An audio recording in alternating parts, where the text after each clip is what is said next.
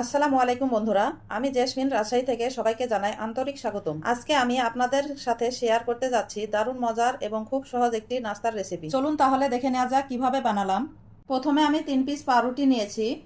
এরপর একটি কোটার সাহায্যে গোল গোল করে কেটে নিচ্ছি। দেখুন 3 পিস পাউরুটি থেকে অনেকগুলো সুন্দর শেপ তৈরি হয়ে গেছে।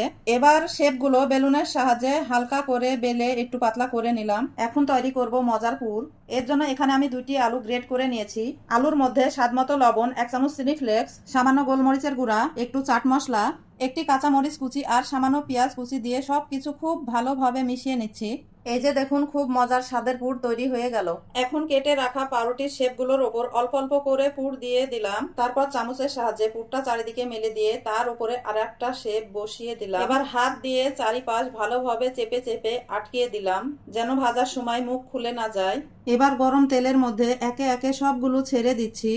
এ সময় চুলার আঁচ অবশ্যই মিডিয়ামে রাখতে হবে। একপাশে হালকা গোল্ডেন কালার চলে আসলে উল্টিয়ে দিতে হবে। দেখুন ভাজা হয়ে কি সুন্দর গোল্ডেন কালার চলে এসেছে। এখন তেল ঝরিয়ে উঠিয়ে নিচ্ছি। এই নাস্তাটি খেতে বাইরে থেকে একদম মচমচে আর ভিতরটা নরম আর মজাদার। দেখতে অনেকটা বিস্কিটের মতো লাগছে। সত্যি বলতে আমি নিজেও ভাবিনি পাউরুটি দিয়ে এত মজার নাস্তা বানানো যায়। বাসার ছোট বড় সবাইকে খাওয়াতে পারেন, এমনকি মেহমান আসলে আপ্যায়নের জন্য একদম পারফেক্ট একটি নাস্তা। একবার খেলেই সবাই রেসিপি চাইবে ইনশাল্লাহ।